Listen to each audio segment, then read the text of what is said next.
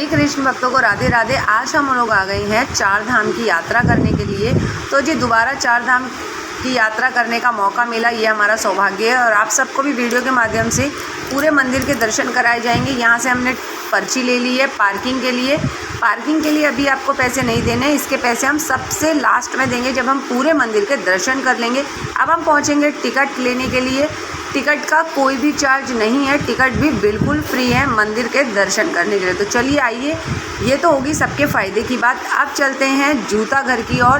पहले हम करवाएंगे चेकिंग, क्योंकि यहाँ पर लेडीज़ और जेंट्स दोनों की अलग अलग लाइनें हैं। वहाँ आपको अपनी चेकिंग करानी है ताकि आप कोई भी ऐसा सामान मंदिर में ना ले जाएं जिससे कि मंदिर गंदा हो सके।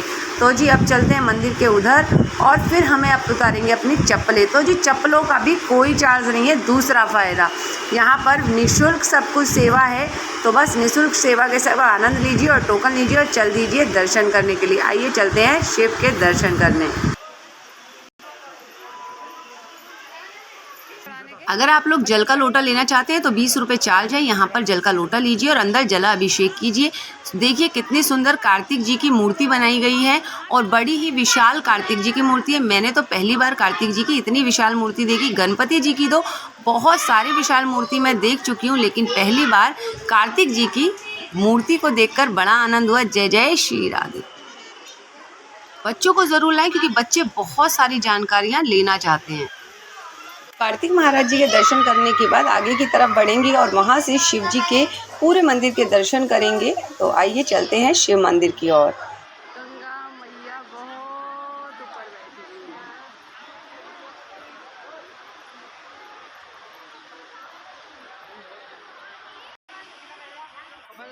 है। वृंदावन की छठी गिरा पर यह मंदिर बनाया गया है और यह वैष्णो देवी मंदिर के बिल्कुल ही नज़दीक है।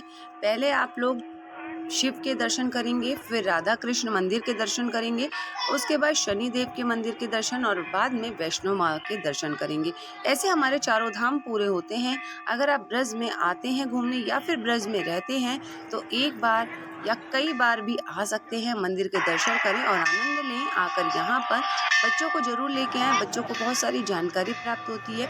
गर्मियों की छुट्टियाँ पड़ने वाली हैं थोड़े दिनों में, तो आप गर्मियों की छुट्टियों में बच्चों को चार धाम ज़रूर लेकर आएँ और यहाँ पर जितनी भी जानकारी है वो सब बच्चों को ज़रूर दें। मैंने आपको दिखाया था कि बाहर हमें जल का लोटा मिल रहा है 20 रुपये में।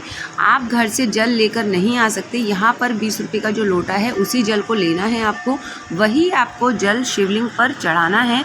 और यहाँ आकर सभी भक्त अपनी मनोकामना मांगते हैं और जल चढ़ाते हैं। भगवान शिव की बहुत सारी मूर्तियाँ बनी हुई हैं जिन्हें देखकर बड़ा ही अच्छा लगा। बच्चों को ज़रूर लेकर आएँ, बच्चों को ये मंदिर आकर देखने में बड़ा ही आनंद आता है और यहाँ की प्राचीन चीज़ें सभी चीज़ें देखने को मिलती हैं। भगवान शिव और पार्वती जी एक संग बैठे हैं अपने दोनों पुत्रों को लेकर। एक तरफ कार्तिक जी और एक तरफ गणेश जी बैठे हैं। बहुत ही सुंदर मूर्ति बनाई गई है, बच्चों को देखकर भी अच्छी लगती है और बड़ों को देखकर भी बड़ा आनंद आता है। इससे हमें पता चलता है कि हमें अपने परिवार के संग एकता से रहना चाहिए। शिव परिवार की तो बात ही अलग है क्योंकि उसमें वो अपने पूरे परिवार को लेकर एक संग रहे हैं। भगवान शिव एक ऐसे ही भोले भाले हैं जो अपने परिवार को संग लेके रहते हैं। नहीं, इससे हमें बहुत सारी सीख भी मिलती है कि हमें परिवार में एकता रखनी चाहिए। तो और बच्चे भी देखकर बड़े ही खुश होते हैं और चीज़ों को सीखते हैं। शिव और माँ पार्वती का स्वरूप देखकर बिल्कुल ही आंखें निगाहें नहीं हट रही थी हम लोगों की। लग रहा था बस अब इसी मंदिर में बैठ जाएं। बहुत ही सुंदर मंदिर बनाया गया है, काफ़ी खुला मंदिर बनाया गया है। भीड़ भाड़ का बड़ा ध्यान रखा गया है, भीड़ में कोई भी फंस नहीं सकता है। काफ़ी रास्तों को खुला बनाया गया है। मंदिर में बिल्कुल भी सफोकेशन नहीं है, बहुत अच्छी ठंडक है मंदिर में, घबराहट महसूस नहीं होगी। बड़े बूढ़े बच्चों के लिए देखकर इस मंदिर को बनाया गया है। साफ़ सफाई का बहुत ध्यान रखा गया है, कर्मचारी साफ़ सफाई वाले सब लगे हुए हैं। मंदिर बहुत ही सफाई से है और यहाँ पर आकर बड़ा अच्छा लगा। अगर आप लोग भी ब्रज मंडल में रहते हैं या ब्रज से बाहर रहते हैं तो एक बार मेरे कहने से इस मंदिर में आकर दर्शन ज़रूर करें। देखिए इससे बच्चों को सफाई का भी पता चलता है कि कैसे मंदिरों में हमें अपनी सफाई रखनी चाहिए। काफ़ी मंदिरों में मैंने देखा है कि बहुत ज़्यादा भीड़ भाड़ के कारण वहाँ पर बड़े बूढ़ों का दम घुटने लगता है, मगर इस मंदिर में काफ़ी चौड़े चौड़े गेट बनाए गए हैं। भीड़ का भी व्यवस्था अच्छी है कि भीड़ को निकाला जा रहा है और मंदिर में काफ़ी शांति भी है, सिर्फ घंटे की ध्वनि सुनने को मिल रही है। भक्तजन हर हर महादेव का नारा लगाते हुए अपने दर्शन करते हुए चलते जा रहे हैं। कुछ भक्तजन आ रहे हैं और कुछ भक्तजन जा रहे हैं दर्शन करके। मंदिर से जाने का बिल्कुल मन नहीं है। बाहर की सुंदरता भी बहुत सुंदर बनाया गया है। काफ़ी सारे पेड़ लगाए गए हैं, चारों तरफ जल ही जल दिखाई दे रहा है। बड़ा ही अच्छा मंदिर है। हम तो बाबा के भरोसे चलते हैं, डमरू वाले के भरोसे चलते हैं, ये दुनिया वाले जलते हैं। हम तो काशी वाले के भरोसे चलते हैं, अपने बाबा के भरोसे चलते हैं। मंदिर को इतना बड़ा बनाया गया है कि मंदिर की ऊंचाई, उसे कितना ऊंचा बनाना है, कितना नीचे बनाना है, इसी तरीके का देखकर मंदिर को बनाया गया है। इतनी सारी खिड़कियां बनाई गई हैं हवा के द्वारा, ताकि हवा निकल सके, जा सके अपने आप। ये है श्री कृष्ण और राधा जी का मंदिर। शिव मंदिर के होने के बाद हमें राधा कृष्ण मंदिर के दर्शन करेंगे। इस मूर्ति का स्वरूप भी काफ़ी सुंदर बनाया गया है। ये भी काफ़ी आकर्षक लगा। काफ़ी सारे इसमें भगवान श्री कृष्ण की लीलाओं को दिखाया गया है।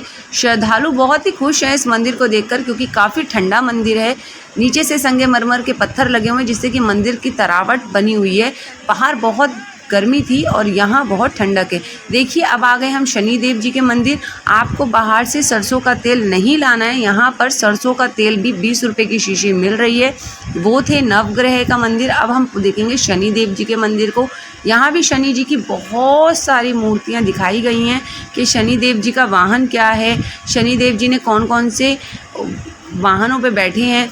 और देखिए शनि महाराज जी की जय हो। शनि महाराज जी की कितनी विशाल मूर्ति बनाई गई है। शनिदेव जी के भी दर्शन बहुत अच्छे हैं। और यहाँ पर पंडित जी, अब आरती का समय हो गया है तो आरती करने को तैयार हैं और शंख की ध्वनि पूरे मंदिर में गूंज रही है। काफ़ी अच्छा लगा मंदिर आकर। तो आइए आरती में सम्मिलित होते हैं और आनंद लेते हैं शनिदेव महाराज जी की आरती का।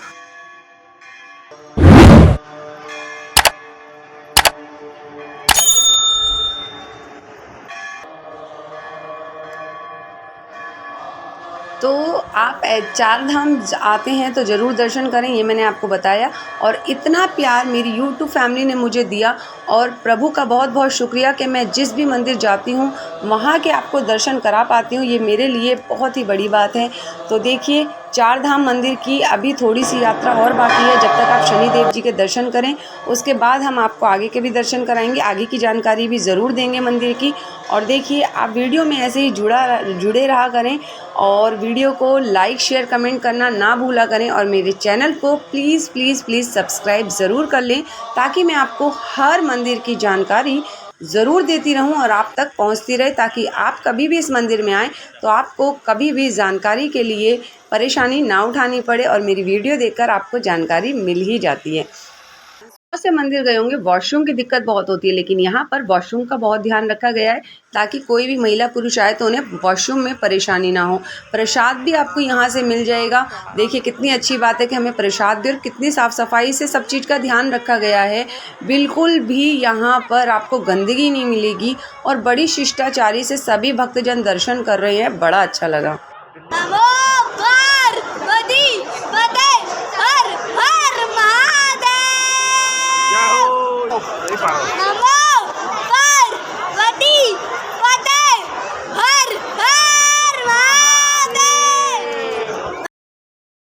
तो जी, अब होती है हमारी यात्रा बिल्कुल समाप्त। तो देखिए, मैं आपको एक चीज़ की जानकारी ज़रूर देना चाहूँगी। चप्पल जहाँ हमने रखी थी वहाँ से बिल्कुल नहीं लेना है। चप्पल लेनी है उसके पीछे की तरफ से, और यहीं से हम लोग एग्जिट हो जाएंगे।